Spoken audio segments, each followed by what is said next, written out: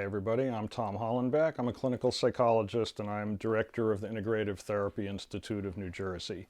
This video is about introversion and extroversion, what it is to be an introvert, what it is to be an extrovert.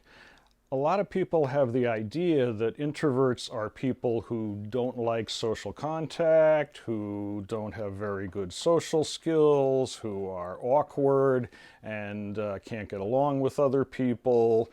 Number one, none of those things are true.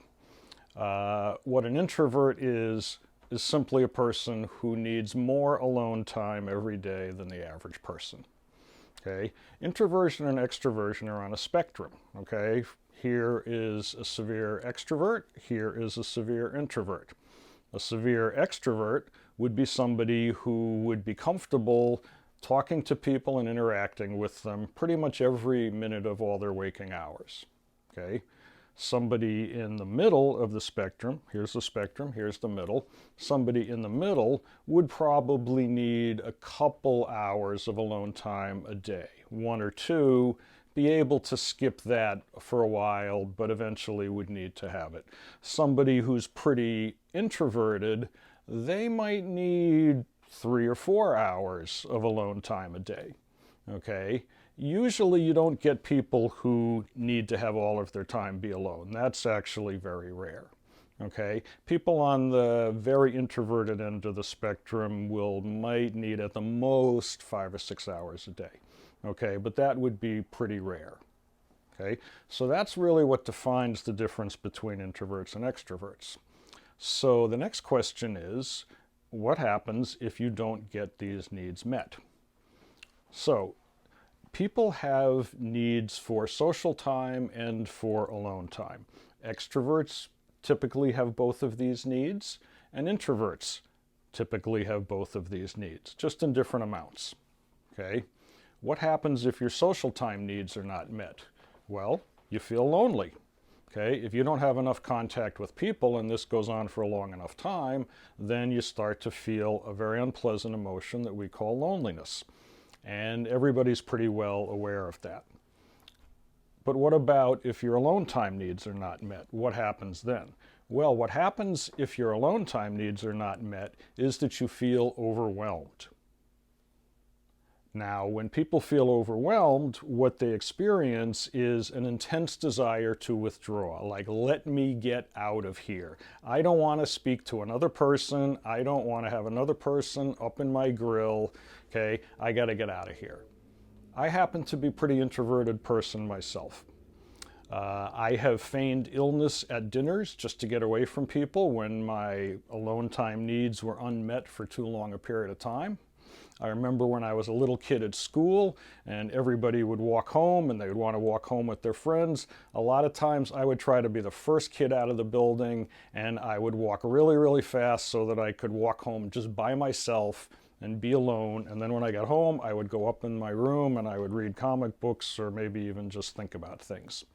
Okay, so that's really the difference between introverts and extroverts, is that an introvert is more likely to want and need more hours of alone time, and if they don't get it, they feel overwhelmed, and if they are pressured to continue in interacting with people, they get mighty goddamn cranky. Okay? Now, this whole thing is something that I personally did not really understand literally until I was in my 40s, understand in the way that I'm explaining it to you now. And I remember that I had a relationship in my early 30s with a girlfriend, and it was the first time I had ever lived with a girlfriend. And I often, in retrospect, would get really cranky, and I would just explode and get all upset about basically nothing. And in retrospect, the reason is because my alone time needs were just not getting met because my girlfriend was very extroverted and wanted to spend all her time with me and would pressure me to do this. And all I knew was that I hated what was going on and I would get mad. Okay, now this is what I now call introvert-extrovert mismatch in a romantic couple. And in the age of coronavirus, what is happening is people are having to rely much more on the relationships within their household. And a lot of times romantic couples, especially if they're working from home, they're just stuck with each other all the time. And so the opportunity for introvert-extrovert mismatches to get into real problem territory is very definitely there. So, what do you do if you have an introvert-extrovert mismatch in your romantic relationship? Because if you don't do anything, this can become a serious problem that eventually kills the relationship. But fortunately, the answer to this is really simple and easy, and if you implement it, the problem pretty much goes away. It's simple. It's like this. When the introvert feels that overwhelmed feeling, the introvert has to identify it and say to his or her partner, I need some alone time. And then the partner has to say, okay, you can have it. And that fixes it.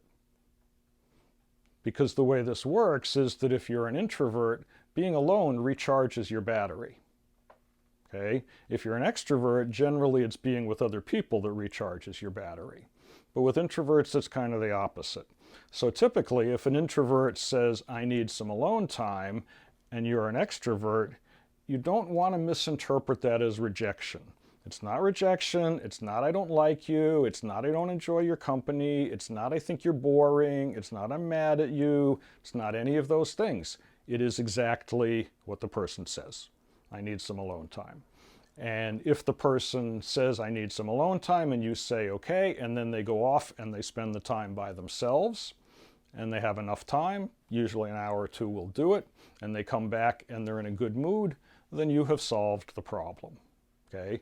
Now, of course, if they say, I need some alone time, and they immediately get on the phone and talk to other people or go visit someone, then that's a different problem. Somebody is just bullshitting you and using this as an excuse.